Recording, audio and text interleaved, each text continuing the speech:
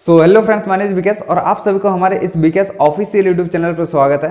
दोस्तों, अगर आप लोग पहली बार हमारे चैनल पर आए तो चैनल को सब्सक्राइब कर लेना और बेल आइकन को प्रेस कर देना ताकि हमारे हर एक वीडियो का नोटिफिकेशन आपको सबसे पहले मिल सके। तो चलिए दोस्तों, आज की वीडियो को स्टार्ट करते हैं। और फ्रेंड्स, आज का जो टॉपिक है ये बहुत ज़्यादा इंपॉर्टेंट टॉपिक है, क्योंकि दोस्तों आज के इस वीडियो के अंदर मैं आप लोगों को शेयर करने वाला हूँ the concept of network marketing. Yes दोस्तों, आज के इस वीडियो के अंदर मैं आप लोगों को डिटेल्स में एक्सप्लेन करने वाला हूँ कि नेटवर्क मार्केटिंग का कॉन्सेप्ट क्या है। क्योंकि फ्रेंड्स, नेटवर्क मार्केटिंग आप देखे होंगे कि आप मान लीजिए कि नेटवर्क मार्केटिंग कंपनी के साथ अपना काम स्टार्ट करते हैं, आपको इसका कॉन्सेप्ट पूरा समझ में आ जाता है। जब आपको इसका कॉन्सेप्ट समझ में आता है, इसके बाद जब आप मार्केट में जाते हैं, जब लोगों के साथ आप बात करते हैं, तो फ्रेंड्स सबसे पहले तो आपका जो जान पहचान वाले लोग हैं वही लोग आपको इस सेक्टर को लेके जो कुछ भी इंफॉर्मेशन देते हैं कुछ ही दिनों के अंदर, तो वो लोग क्या इन्फॉर्मेशन आपको देते हैं। आप मान लीजिए कि किसी के साथ भी अगर आप बात करते हैं तो इससे बहुत सारे लोग आपको मिल जाता है कि आपको कहते हैं कि नेटवर्क मार्केटिंग, अरे मैं तो इसको जानता हूँ, अरे 4 साल से मेरा चाचा कर रहा था, अरे मैं 3 साल से कर रहा था, अरे पता है तुमको इस कंपनी में मेरा इतना पैसा इन्वेस्ट था और वो कंपनी भाग चुका है। अरे नेटवर्क मार्केटिंग को तो मैं जानता हूँ, इसमें इसका सिस्टम कैसा होता है कि मान लो कि पहले तुम ज्वाइन करते हो, तुम्हारे नीचे बोला जाता है कि और 2 लोगों को ज्वाइन कराओ, तो इस तरीके से एक चेन बनाता है, ये एक चेन सिस्टम है। अरे इसमें ऊपर का लोगों का ही प्रॉफिट होता है। तो मतलब आपको कुछ ही दिनों के अंदर बहुत कुछ इन्फॉर्मेशन मिल जाएगा जब आप लोगों के साथ मिलते हैं। तो उसके बाद आपको ये पता ही नहीं है, या आपके पास जो एक्चुअली में इन्फॉर्मेशन था नेटवर्क मार्केटिंग को लेके आप जो समझे थे, तो फ्रेंड्स कहीं ना कहीं आपके दिमाग में पूरा आउल झाउल हो जाता है कि फिर नेटवर्क मार्केटिंग का कॉन्सेप्ट क्या है। तो दोस्तों, अगर आपको भी ये सब कुछ फेस करना पड़ा है, आज इस वीडियो के अंदर मैं आप लोगों को पूरा क्लियरिटी के साथ बात करने वाला हूं कि नेटवर्क मार्केटिंग का कॉन्सेप्ट क्या है। तो दोस्तों, हो सकता है कि ये वीडियो थोड़ा सा लंबा बने, लेकिन दोस्तों अगर आप लोग इस वीडियो को कंप्लीट देख लिए, एंड तक देख लिए, तो फ्रेंड्स नेटवर्क मार्केटिंग को लेके जो भी डाउट है आपके अंदर, या अगर आप लोग इस सेक्टर का अंदर काम नहीं भी कर रहे हैं और अगर आप मेरा इस वीडियो को देख रहे हैं, तो फ्रेंड्स मैं आपको सिर्फ यही बोलूँगा कि अगर आप इस वीडियो को कंप्लीट देख लिए तो फ्रेंड्स नेटवर्क मार्केटिंग के जो कॉन्सेप्ट है वो कॉन्सेप्ट पूरा का पूरा क्लियर हो जाएगा कि यस, ये है नेटवर्क मार्केटिंग का कॉन्सेप्ट। और आज तक मेरे पास जो इन्फॉर्मेशन था वो कहीं ना कहीं नेगेटिव इन्फॉर्मेशन था, गलत इन्फॉर्मेशन था। क्योंकि दोस्तों देखिए, मैं भी आप ही के जैसा था। जब तक मैं इस सेक्टर के बारे में नहीं जानता था तो आप जैसा सोच रहे थे तो सेम वैसा ही मैं भी सोचता था। तो दोस्तों, हो सकता है कि आप अभी हाल फिलहाल में नेटवर्क मार्केटिंग को ज्वाइन किए हैं या आप नेटवर्क मार्केटिंग के अंदर आना चाहते हैं, तो दोस्तों आप सभी लोगों के लिए ये वीडियो बहुत ज़्यादा इंपॉर्टेंट वीडियो होने वाला है। तो इस वीडियो को आप एंड तक देखिएगा। तो चलिए फ्रेंड्स, अब हम लोग बात करते हैं कि नेटवर्क मार्केटिंग का जो कॉन्सेप्ट है वो नेटवर्क मार्केटिंग का कॉन्सेप्ट क्या है। तो दोस्तों सबसे पहले तो नेटवर्क मार्केटिंग का कॉन्सेप्ट अगर हम लोगों को समझना है तो हम लोगों को फर्स्ट तो ट्रेडिशनल कॉन्सेप्ट को समझना होगा। क्योंकि आज देखिए, मार्केट में चाहे कुछ भी प्रोडक्ट या सर्विस को प्रोवाइड किया जाता है तो दोस्तों सिर्फ 2 ही सिस्टम के थ्रू प्रोवाइड होता है। एक तो आपका ट्रेडिशनल सिस्टम और एक आपका डायरेक्ट सेलिंग सिस्टम या नेटवर्क मार्केटिंग सिस्टम। चाहे कोई भी प्रोडक्ट या सर्विस क्यों ना हो, यही 2 सिस्टम के थ्रू प्रोवाइड होता है। अब मान लीजिए कि अगर आपको मोबाइल फोन लेना है तो सबसे पहले आप क्या करते हैं, या तो अमेजन या तो फ्लिपकार्ट, ये 2 जगह पे जाके आप सर्च करते हैं। सर्च करने के बाद आपने क्या किया, ऑर्डर किया। ऑर्डर करने के बाद एक प्रोसेस होता है, उस प्रोसेस में उनका जो कुरियर बॉय होता है वो आपके घर उस फोन को पहुंचाता है। अगर मान लीजिए कि आप कहीं पे ऑफलाइन कुछ खरीदते हैं तो फ्रेंड्स आप एक दुकान पे जाते हैं, दुकान पे जाने के बाद आप उस चीज़ को खरीदते हैं।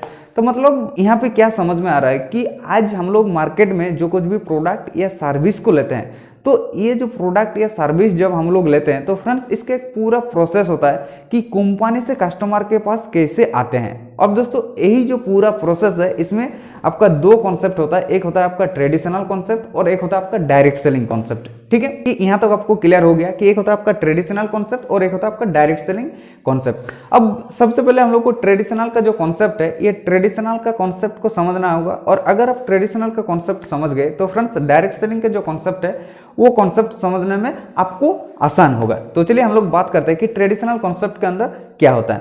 तो फ्रेंड्स सपोज मान लीजिए कि यहाँ पे एक कंपनी है, ठीक है। इस कंपनी ने कोई भी एक प्रोडक्ट को मैन्युफैक्चर किया। मैन्युफैक्चर करने के बाद देखिए, किसी भी कंपनी का मेन टारगेट क्या है, उसका जो प्रोडक्ट है उसका प्रोडक्ट कस्टमर को पास पहुंचाना। मतलब अगर आप मेरा इस वीडियो को मोबाइल फ़ोन पे देख रहे हैं तो फ्रेंड्स मोबाइल फ़ोन क्या है, आपका एक प्रोडक्ट है और वो किसी न किसी कंपनी का है। तो मतलब आप जिस कंपनी के लिए हैं तो उस कंपनी का मेन टारगेट क्या है कि उसका जो प्रोडक्ट है कस्टमर के पास पहुंचाना। मतलब अगर आप उस मोबाइल फ़ोन को लिए तो आप उस कंपनी का कस्टमर है, तो सेम चीज़ होता है। अगर कोई कंपनी कुछ प्रोडक्ट को मैन्युफैक्चर करता है तो मैन्युफैक्चर करने के बाद उसका मेन टारगेट क्या होता है कि उसका जो प्रोडक्ट है वो कस्टमर के पास पहुंचाना।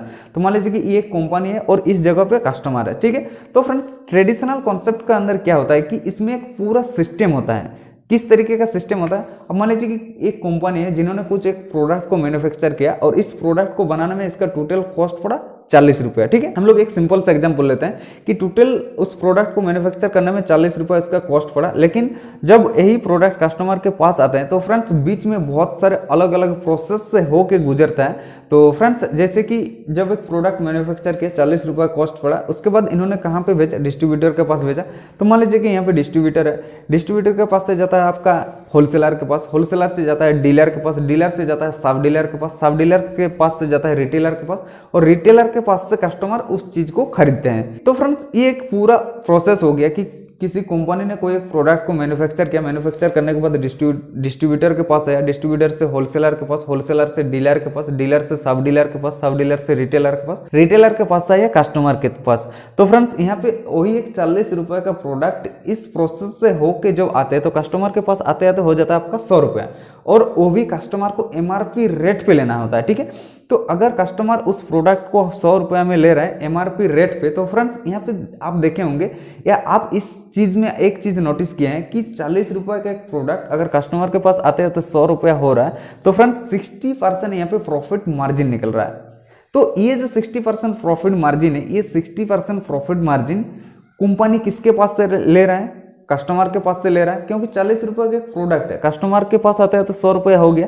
अब 100 रुपया देके उस प्रोडक्ट को अगर कस्टमर खरीद रहा है तो 60% जो प्रॉफिट मार्जिन निकल रहा है तो वो कस्टमर के पास से निकल रहा है। तो अब ये 60% प्रॉफिट मार्जिन कंपनी क्या कर रहा है? मान लीजिए कि ये बीच में जितने सारे लोग हैं ना, जैसे कि आपका डिस्ट्रीब्यूटर, होलसेलर, डीलर, सब डीलर, रिटेलर, इन लोगों को 20% प्रॉफिट मार्जिन शेयर कर रहा है, और बाकी का जो 40% प्रॉफिट मार्जिन है वो कंपनी अपना प्रोडक्ट को ब्रांडिंग के ऊपर लगाते हैं। किस तरीके से ब्रांडिंग के ऊपर लगाते हैं? आज आप चाहे कोई भी एक प्रोडक्ट को देख लीजिए, उसको किन लोगों को देके एडवर्टाइज करवा रहा है? सेलिब्रिटी को देके एडवर्टाइज करवा रहा है। हो सकता है किसी हीरो को देके एडवर्टाइज करवा रहा है, किसी हीरोइन को देके एडवर्टाइज करवा रहा है, कोई क्रिकेटर्स हैं, कोई फुटबॉलर्स हैं। आज आप जो कुछ भी एडवर्टाइज देख रहे हैं तो फ्रेंड्स वो क्या है? आज एक हीरो, हीरोइन, फुटबॉलर, क्रिकेटर जो कुछ भी एडवर्टाइज कर रहा है वो किसी ना किसी कंपनी का प्रोडक्ट है जिसको वो लोग एडवर्टाइज कर रहे हैं। अब दोस्तों यहाँ पे सवाल आता है कि क्या ये लोग फ्री में एडवर्टाइज कर रहे हैं? आज अगर अमिताभ बच्चन नवरत्न का एडवर्टाइज कर रहा है तो क्या फ्री में कर रहा है? आपको क्या लगता है, फ्री में कर रहा है? बिल्कुल नहीं। तो फ्रेंड्स अगर कंपनी उन लोगों को दे के एडवर्टाइज करवा रहा है तो फ्रेंड्स आज हम लोग वही एडवर्टाइज देखते हैं और उस एडवर्टाइज को देखने के बाद उस चीज को हम लोग खरीदते हैं। तो यहाँ पे क्या हो रहा है कि आज अगर कोई एक हीरो किसी चीज का एडवर्टाइज कर रहा है तो फ्रेंड्स 1 मिनट का एडवर्टाइज में आज देखे होंगे कि अलग अलग उन लोगों का चार्ज रहता है कि कोई 7 करोड़, कोई 10 करोड़ लेता है। तो इस तरीके से वो लोग चार्ज करते हैं एडवर्टाइज करने का। और फ्रेंड्स ये जो पूरा प्रोसेस है, इस पूरा प्रोसेस में कस्टमर को छोड़ के जिन लोगों के थ्रू वो प्रोडक्ट कस्टमर के पास पहुंचा रहा है उन लोगों को बेनिफिट होता है, और कंपनी जिन लोगों को देके एडवर्टाइज करवा रहा है उन लोगों को बेनिफिट होता है। लेकिन पैसा किसका जा रहा है? कस्टमर का जा रहा है। 40 रुपये का प्रोडक्ट 100 रुपया कस्टमर के पास से लिया, 60% प्रॉफिट मार्जिन निकला, 20% बीच के लोगों को शेयर किया जिन लोगों के थ्रू कस्टमर के पास पहुंचा रहा है, और 40% उन लोगों को शेयर किया जिन लोगों के थ्रू प्रोडक्ट को ब्रांडिंग करवा रहा है, जिन लोगों के थ्रू हम लोगों के माइंड पे डाला जा रहा है कि ये प्रोडक्ट है, इसमें ये होता है, ठंडा ठंडा कूल कूल, ये इसमें नवरत्न का ये कोलगेट। तो इस तरीके से हम लोगों को माइंड पे डाला जा रहा है। तो ये होता है आपका पूरा ट्रेडिशनल सिस्टम। अब दोस्तों यही चीज अगर हम लोग डायरेक्ट सेलिंग सिस्टम के अंदर देखें तो डायरेक्ट सेलिंग सिस्टम के अंदर क्या होता है कि अगर कंपनी और कस्टमर यही एक्चुअली में 2 लोग हैं, क्योंकि कंपनी अगर कोई प्रोडक्ट को मैन्युफैक्चर कर रहा है तो कस्टमर के लिए कर रहा है। अगर कस्टमर उस प्रोडक्ट को यूज करना बंद कर दे तो उस प्रोडक्ट को मैन्युफैक्चर करने का कुछ फायदा ही नहीं कंपनी को। तो डायरेक्ट सेलिंग सिस्टम के अंदर क्या हो रहा है कि कंपनी और कस्टमर ही अगर एक्चुअली में मेन है, तो बीच में जितने सारे लोग हैं इन लोगों को आउट कर दिया। ना डिस्ट्रीब्यूटर है, ना होलसेलर है, ना डीलर है, ना सब डीलर है, ना रिटेलर है, बीच का सभी लोगों को आउट कर दिया, और ना टीवी एडवर्टाइजमेंट है और ना कुछ है। तो फ्रेंड्स यहाँ पे डायरेक्ट सेलिंग सिस्टम के अंदर क्या होता है कि ये जो 60% प्रॉफिट मार्जिन जो निकल रहा था, जहाँ ट्रेडिशनल सिस्टम में बीच के लोगों को दे रहा था वो पूरा का पूरा 60% प्रॉफिट मार्जिन कस्टमर को देते हैं। और कस्टमर को क्यों देते हैं? कस्टमर को इसलिए देते हैं क्योंकि इन बीच के सभी लोगों को आउट कर दिया गया है डायरेक्ट सेलिंग सिस्टम के अंदर। अब दोस्तों अगर पूरा का पूरा प्रॉफिट मार्जिन कस्टमर को देते हैं तो फ्रेंड्स यहाँ पे कस्टमर को एक अपॉर्चुनिटी मिलता है कि आप मेरे कंपनी के साथ एसोसिएट होके, आप मेरे साथ पार्टनरशिप में काम करके आप अपना खुद का बिजनेस स्टार्ट कर सकते हैं। और दोस्तों वो अपॉर्चुनिटी आपको देते हैं डायरेक्ट सेलिंग कंपनी या डायरेक्ट सेलिंग सिस्टम के अंदर कि आप अपना खुद का बिजनेस स्टार्ट कर सकते हैं। ये अपॉर्चुनिटी मिलते हैं आपको डायरेक्ट सेलिंग के अंदर। लेकिन दोस्तों अगर ट्रेडिशनल सिस्टम की अगर हम लोग बात करें तो वहाँ पे आपको पैसा इन्वेस्ट करना होता है। आप अगर डिस्ट्रीब्यूटरशिप लेना चाहते हैं, होलसेलरशिप लेना चाहते हैं या आप डीलरशिप लेना चाहते हैं तो उसके लिए सबसे फर्स्ट तो आपको इन्वेस्ट करना होगा। और आप ना तो सेलिब्रिटी है कि कोई कंपनी आपको एडवर्टाइज करवाएगा, लेकिन दोस्तों आपको सेम अपॉर्चुनिटी मिलता है डायरेक्ट सेलिंग के अंदर, क्योंकि वो लोग जो काम कर रहा था वही काम आपको करना होता है और उन लोगों को जो इनकम दे रहा था वही इनकम डायरेक्ट सेलिंग में आपको देते हैं। अब दोस्तों अगर डायरेक्ट सेलिंग के अंदर ये सिस्टम होता है तो आप देखे होंगे कि जो लोग डायरेक्ट सेलिंग के अंदर काम करते हैं उन लोगों का जो इनकम है, आप देखे होंगे कि यूट्यूब में ऐसे बहुत सारा वीडियो आप भी देखते हैं कि किसी लीडर का वीडियो सुनते हैं और आप देखते हैं कि 4 साल 5 साल में वो बिल्कुल जीरो में था, उनके पास कुछ नहीं था, लेकिन आज वो अपना प्रॉपर्टी बना चुके हैं, अच्छा खासा लाइफ स्टाइल मेंटेन कर रहे हैं। तो आपको लगता है कि क्या ये पॉसिबल है? मतलब हम लोग उस हिसाब से सोच ही नहीं पाते हैं कि क्या जिसके पास कुछ नहीं था आज वो डायरेक्ट सेलिंग सिस्टम के अंदर 5 साल काम करके इतना बड़ा अपना प्रॉपर्टी बना सकता है। लेकिन दोस्तों यस, ये पॉसिबल है। कैसे पॉसिबल है? अब इस मॉडल को आप समझिए, ठीक है? जो अभी मॉडल आप लोगों को शेयर कर रहा हूं, इस मॉडल को आप समझने की कोशिश करिए। देखिए, एक होता है आपका सिंगल लेवल मार्केटिंग और एक होता है आपका मल्टी लेवल मार्केटिंग। और आप जानते हैं कि डायरेक्ट सेलिंग या नेटवर्क मार्केटिंग को ही मल्टी लेवल मार्केटिंग कहते हैं, मतलब MLM, ठीक है? तो यहाँ पे सिंगल लेवल मार्केटिंग और मल्टी लेवल मार्केटिंग दोनों में डिफरेंस क्या है? देखिए, सिंगल लेवल मार्केटिंग के अंदर क्या होता है कि फ्रेंचाइजी के बारे में आप सुने हैं। फ्रेंचाइजी जैसे बाटा फ्रेंचाइजी देता है, KFC फ्रेंचाइजी देता है, मैकडोनल्ड फ्रेंचाइजी देता है, तो ये फ्रेंचाइजी मॉडल होता है, ठीक है?